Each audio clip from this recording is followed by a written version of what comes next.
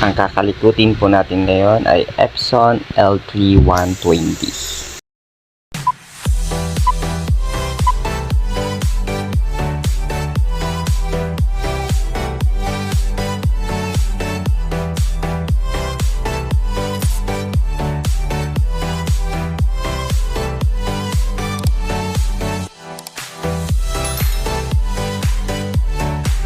So ang problema pala ng printer na ito ay paper jam siya ng paper jam na wala namang papel na nakajam sa ating printer. So kapag kaganyan, possibly ang problema nito ay nasa loob ng ating printer.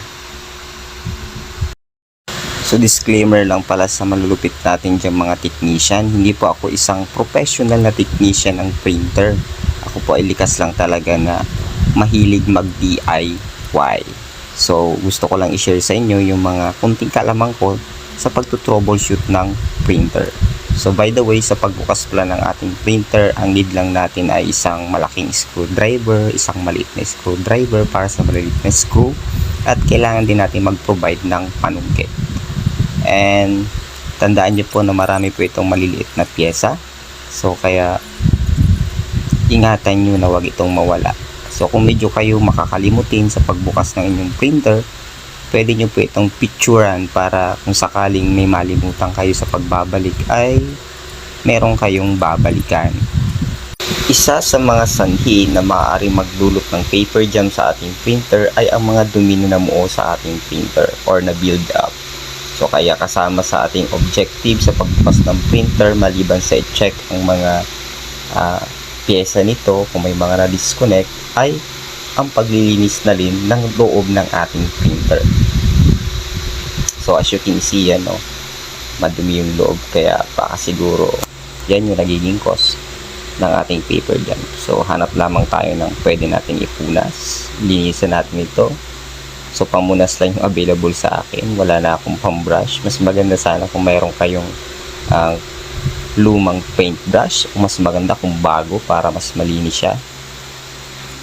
And then once nalinisan natin, so pwede natin siyang i-assemble, and then afterwards i-test na natin siya kung effective na yung ginawa natin unang pagto-troubleshoot.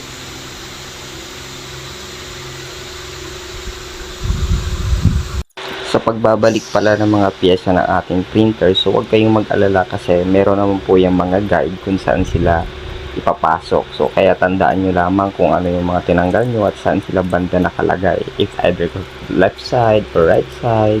So tandaan nyo lamang sila. And then yung mga screw naman, madali naman tandaan kung para saan sila, kung pambakal ba sila ilalagay o doon sa plastic. So yung mga medyo smooth yung kanyang thread, doon siya sa bakal nakakabit, at yung medyo mga rough naman ay doon siya pinipix sa mga plastic o yung mga tatamaan ay plastic.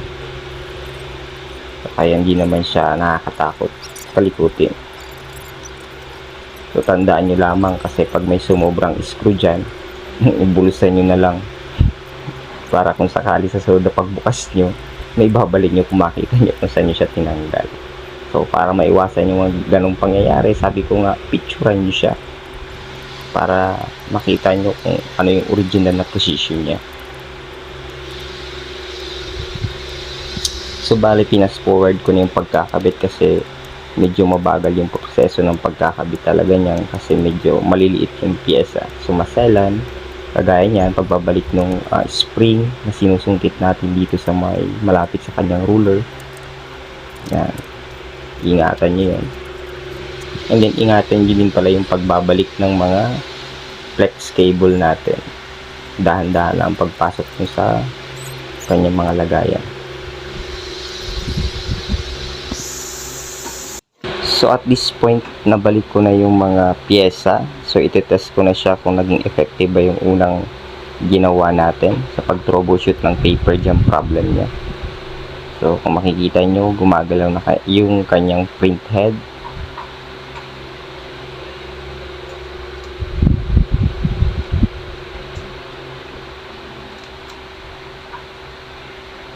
Yan. Pero may papapansin kayo dyan, hindi siya tumutuloy dun sa kabila. Kaya ang ending is mechanical error pa rin. So makikita nyo yun maya maya parehas uli iilaw yung ating mga LED. So antay lang natin kasi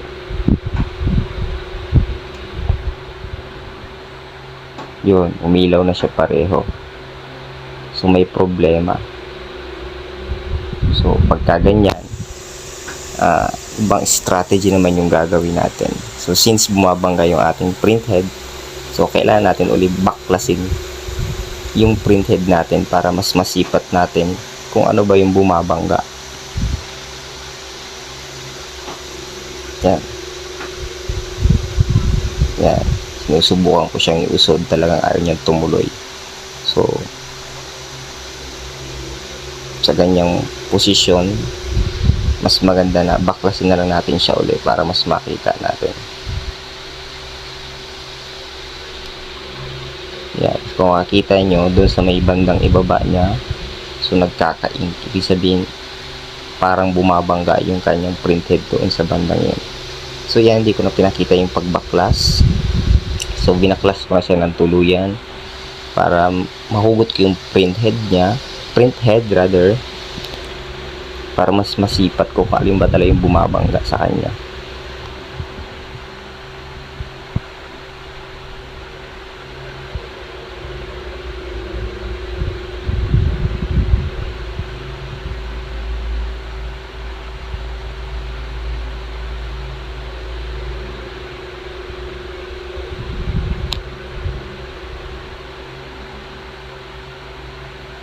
Ayan, para mahugot natin ang tuluyan yung kanyang printhead, ayan, tanggalin natin yung pinagkakabitan o yung parang clip nitong ating mga flex cable.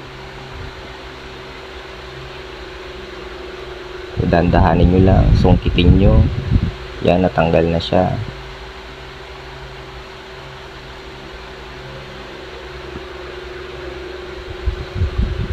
So linisan na rin natin yung kanyang printhead.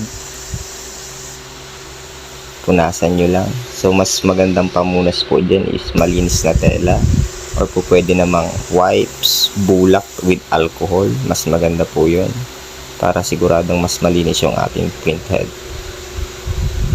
Then afterwards, nang kakasipat at kakadetermine kung ano ba yung bumabangga,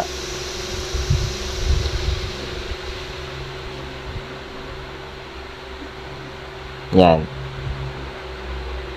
nakita ko na rin kung ano yung nagkukos kung bakit hindi tumutuloy yung ating printhead pala. So yun, yung plastic. So hindi lang pala siya nakabaon doon sa kanyang pinaglalagyan. So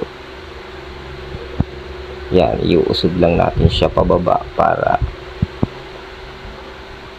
malak in place na siya. So as you can see, nakakausod na yung printhead natin.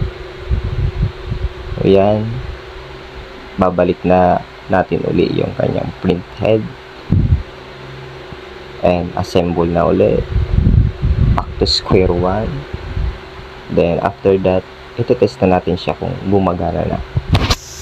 So bago pala ibalik yung printhead sa kanyang guide, make sure na nakakabit na yung kanyang belt at yung sensor. So yan, nakabit ko na siya. So final testing, yan, nakakabalik na siya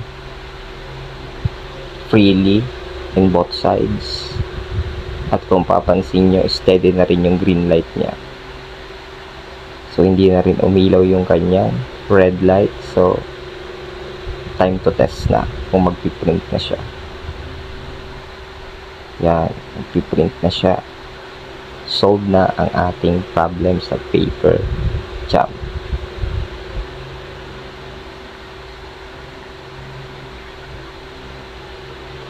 Yep. So yan lamang po. Sana nakatulong ang video ito. Thanks for watching. Please like and subscribe to my channel. Once again, this is your Maestro Makalika. Peace out.